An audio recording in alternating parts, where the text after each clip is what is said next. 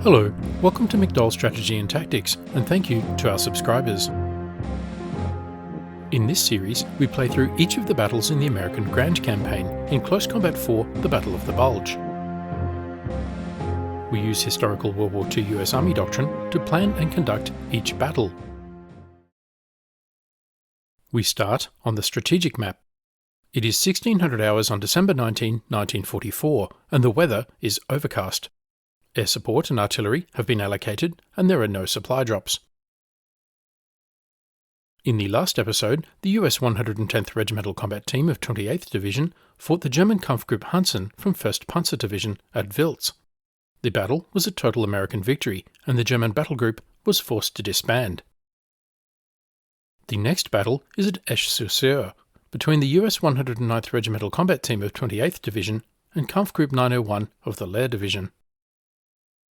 Commander, holding Esch Sur Sure gives us a tactical advantage if the Germans attack onto the map. It must be held. Deploy your men in the tower, because of its superior elevation you should be able to see right into any attacking German lines. The attack should come from the south, so defensive positions should be concentrated in that direction. On the US side is an American infantry battle group from the 109th Infantry Regiment, under command of Colonel Rudder. It moves slowly, and reserves are at half strength. The company consists of 3 platoons. 1st and 2nd platoon are infantry, and 3rd platoon is a support platoon with 2 anti-tank guns and a mortar. The original squads retain their names and statistics. Let's rename the new squads off camera. Now let's review each of the squads. 3-1 is 3rd Platoon Headquarters. 1-1 is 1st Platoon Headquarters. 2-1 is 2nd Platoon Headquarters. 2-2 is a BAR squad. 1-3 is a Rifle squad. 3-5 is a Recon squad. 3-3 is a 57mm anti-tank gun. 1-5 is a Browning 30 caliber medium machine gun. 3-2 is a 60mm light mortar. 2-4 is an M9 bazooka team. 1-4 is also an M9 bazooka team. 1-2 is a BAR squad. 2-3 is a Rifle squad. 3-4 is a 57mm anti-tank gun. And 2-5 is a Browning 30 caliber medium machine gun. Next, let's look at the map and conduct a commander's estimate of the situation.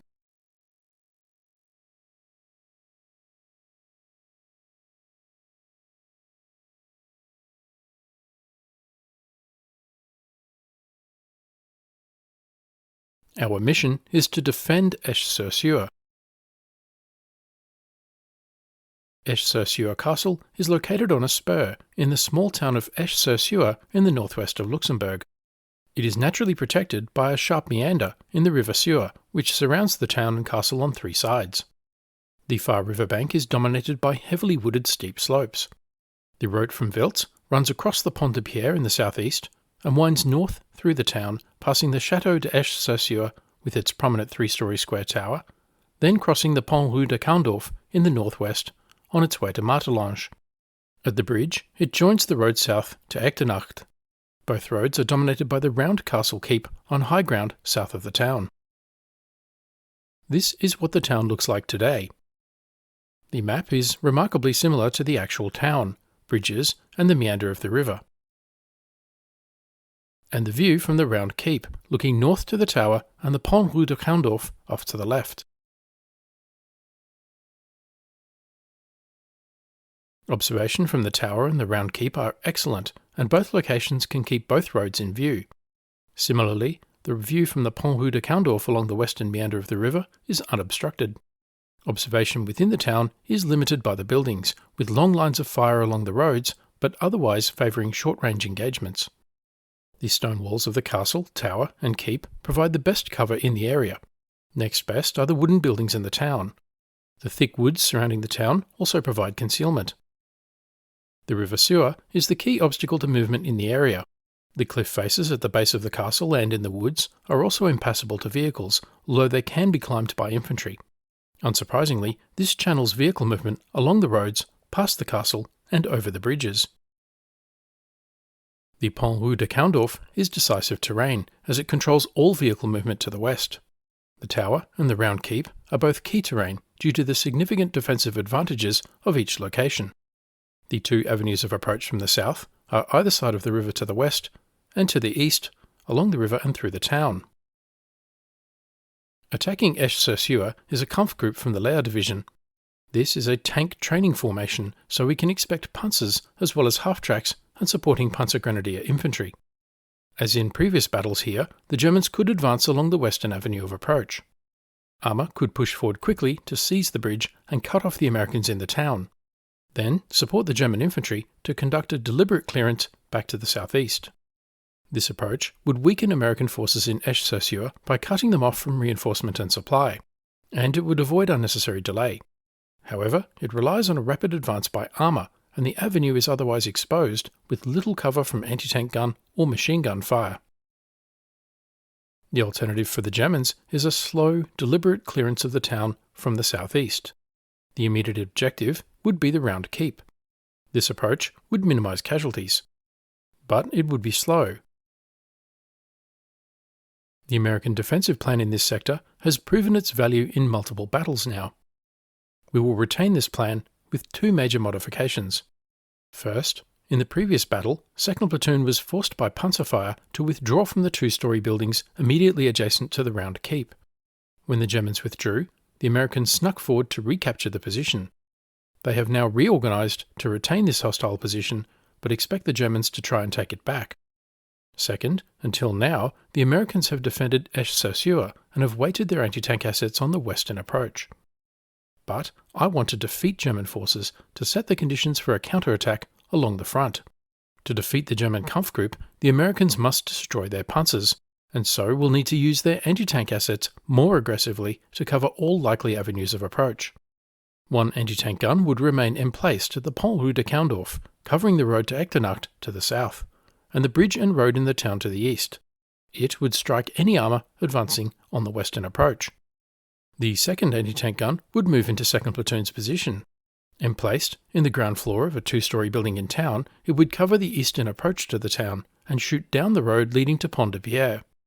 The anti-tank guns would be screened by infantry in the town, using the natural cover and concealment provided by the Château d'Esch Sur Sure and town buildings. 1st Platoon would take the western half of the town, including the chateau. From the buildings on the high ground, they would block any advance up the western approach. 2nd Platoon would take the eastern half of the town, including the buildings along both sides of the main street. They would block any advance up the eastern approach. Each platoon would hold out a reserve to the rear for immediate counterattack. The platoon boundary would be the western edge of the buildings on the main street. The main line of resistance remains along the southern boundary of the castle.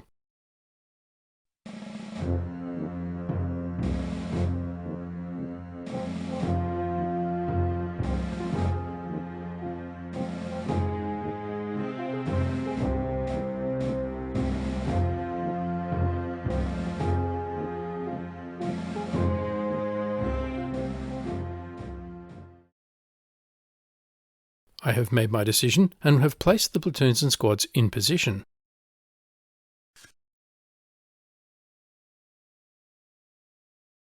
First platoon to the west.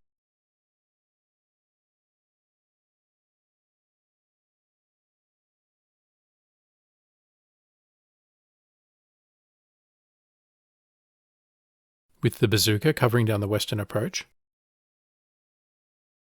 and the medium machine gun firing from a covered position in depth. 2nd Platoon to the east. In position and occupying the buildings along the main line of resistance.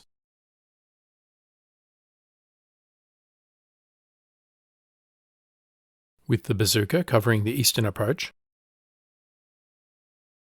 and the medium machine gun in the front line. 3rd Platoon in the rear.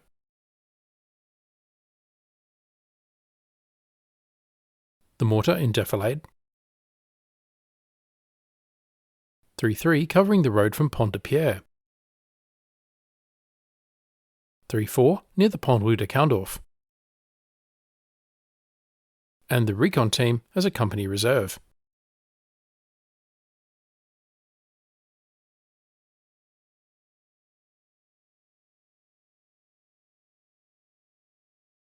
And so we begin. Panzers to the west, Sonderkraftfahrzeuge to the east, and a Panzerschreck.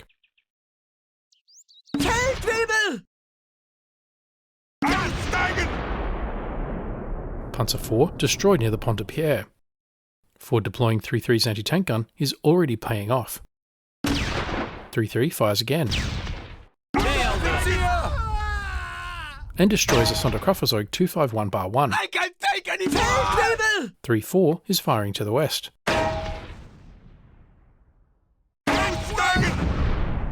And knocks out another Panzerkampfwagen 4.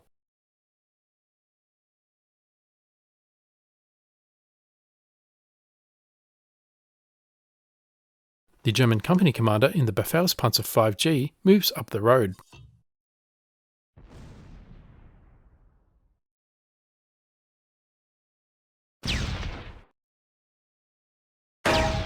And comes under sustained fire from 3-4's 57mm anti-tank gun.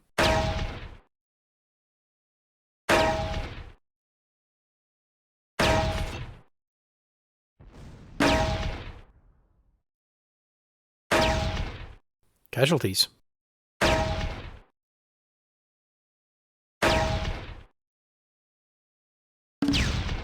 Feigling.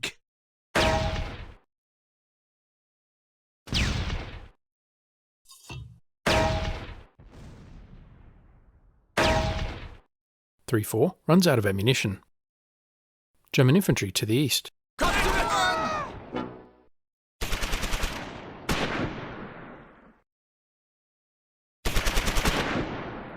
3-1 opens up.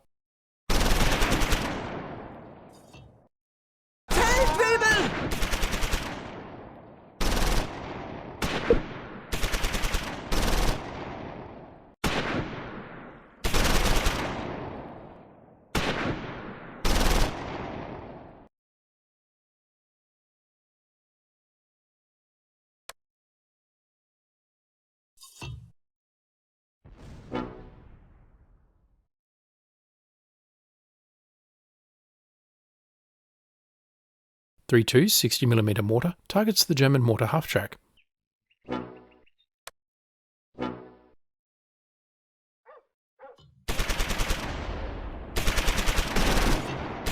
As does 3-3.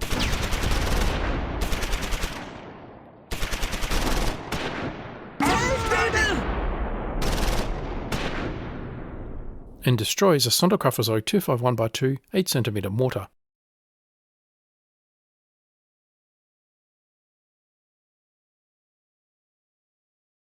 3-3 cannot target the Befehlspanzer.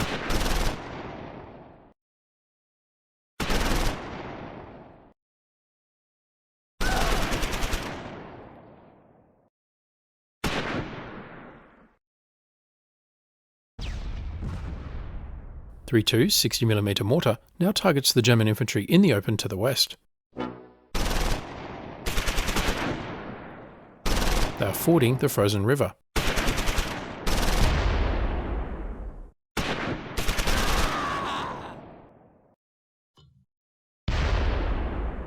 Second Platoon headquarters targets the Panzerschreck squad.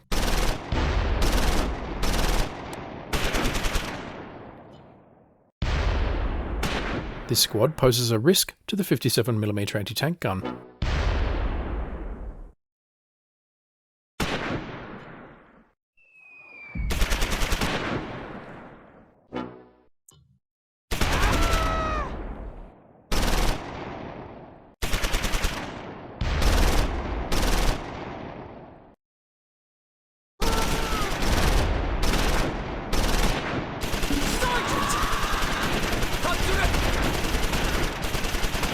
Second Platoon platoon's BAR squad now opens up on German infantry.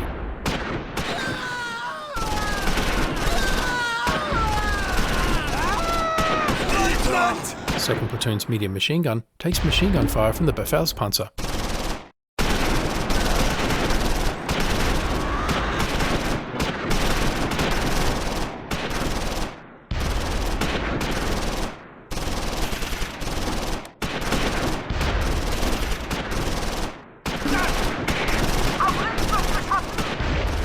The surviving squad member displaces.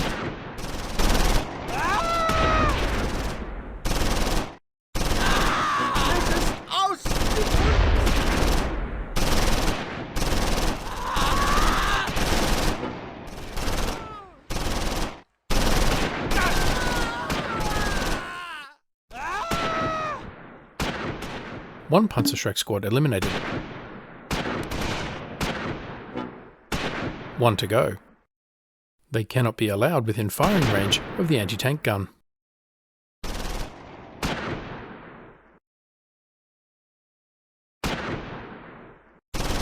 Ich halte nicht mehr aus!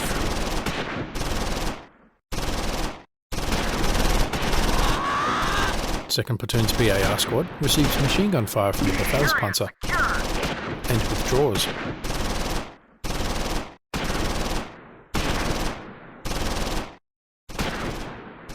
Kommt zurück!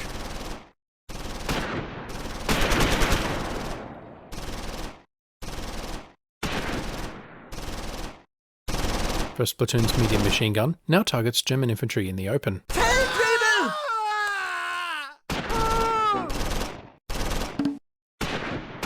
Second platoon's medium machine gun moves up.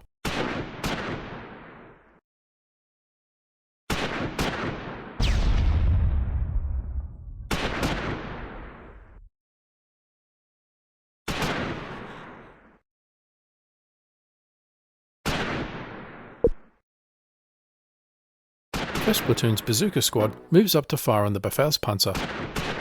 Move completed! The mortar blinds the Panzer with a smoke mission.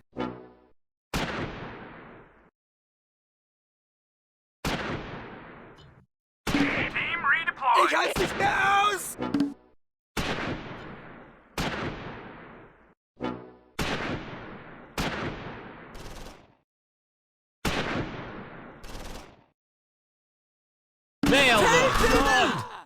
The second Panzerschreck is destroyed. Second platoon is mopping up stray infantry. Sir, the enemy has offered a ceasefire!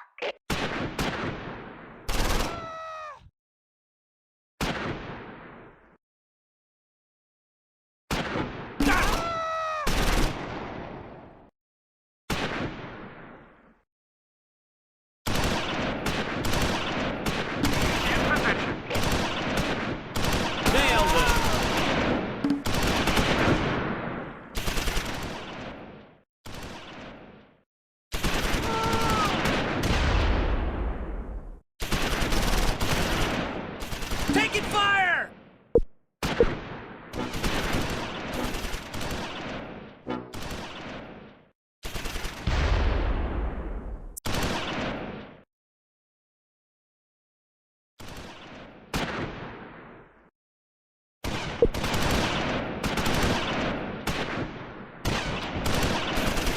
The medium machine gun opens up on an infantry squad near the bridge.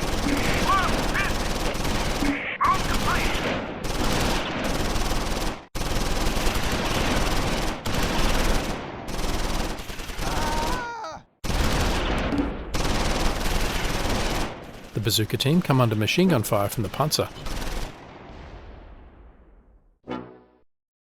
Serving ammunition!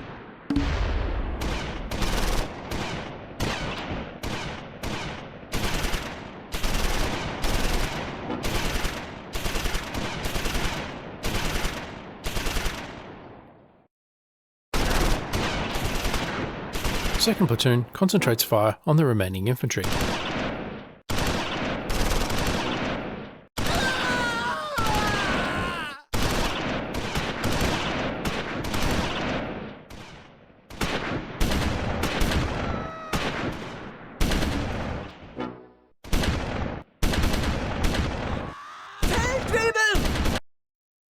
Total American victory. The battle ended because the Germans' force morale got too low and they were forced to retreat off the map.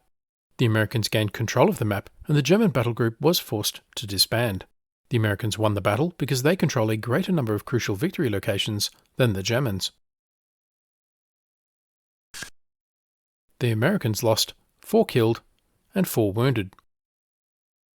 The Germans lost 22 killed, 21 wounded, 2 tanks destroyed, 1 captured, and 2 half-tracks destroyed.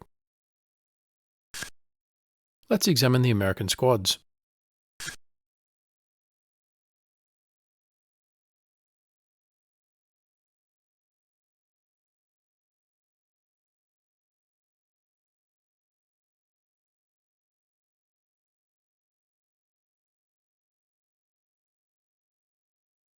Pinky in 1st Platoon's Bazooka Squad was seriously injured.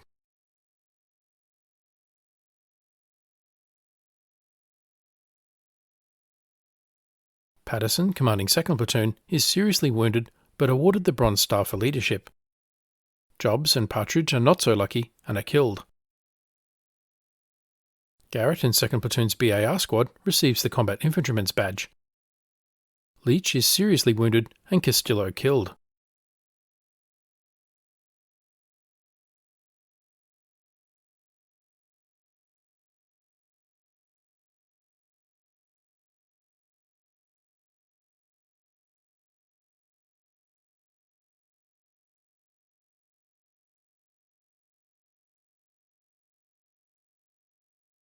Anderson, in Curtis's 57mm anti-tank gun, is awarded the Bronze Star. He is credited with a half-track kill, shares another half-track kill with Fowler, and shares credit for a tank kill with Norwood. Good shooting. Shaft and Kincaid, in Mayhew's 57mm anti-tank gun, share credit for a tank kill, the Panzer IV. They also scored a number of hits on the Befehlspanzer, but ran out of ammunition.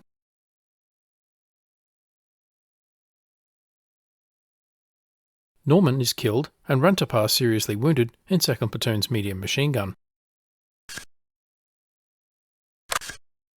So far, the campaign remains a major American victory. The Grand Campaign has 13 days remaining. Your defence of the Ardennes is progressing better than your historical counterparts. This last battle of the day saw the destruction of yet another German Kampfgruppe, setting the conditions for an American counterattack tomorrow. Over the campaign, cumulative American losses are 270 killed in action, 270 wounded in action, 27 tanks, 2 vehicles, and 14 guns. Cumulative German losses are 665 killed, 601 wounded, 86 tanks, 87 armoured vehicles, and 1 anti-tank gun. So, what did we learn? Previous battles in this sector have all been relatively successful. Retaining both anti-tank guns at the Pont Rue de Kaundorf enabled German tank attacks on the western flank to be defeated, and 2nd Platoon's bazooka could stop armour on the eastern flank. But switching one anti-tank gun to the eastern flank in direct support of 2nd Platoon had immediate positive results. 1 Panzer and 2 Sonderkraftfahrzeuge destroyed in the first minutes of battle.